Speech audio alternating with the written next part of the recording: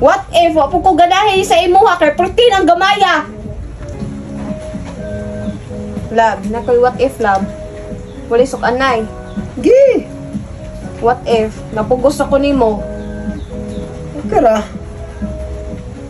Ako, what if? What if nagpabot pa rin ex ako Okay ra. What if nag-antos ako nimo pero katiguang biyaan ta ka? Oh. What if na magkikulab na ko nga vlogger chicks daw pagastanan nya iya ko melon sila ha.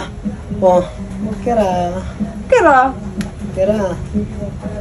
What if nag-stare ako nimo kay natay mga anak? Oh.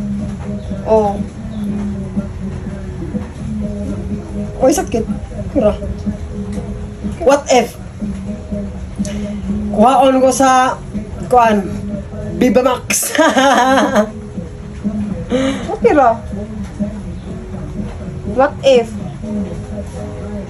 gibatian ako sa imong naong? Gwapo na ko ara kamo limbo gani. Pilingon. What if kana matog ka na ako katsatlain? Gwapo pa kastanan. Gwapo pa nimo.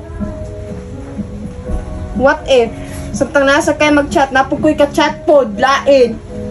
Oh. What if nagtog nimo mulakaw ko gabi mga alas 12 kay na ako'y kakita? Okay ra. What if og mulakaw pug ko mabuntag napukoy kakita didto? Okay ra. Oh. Tinang kas mong bangag.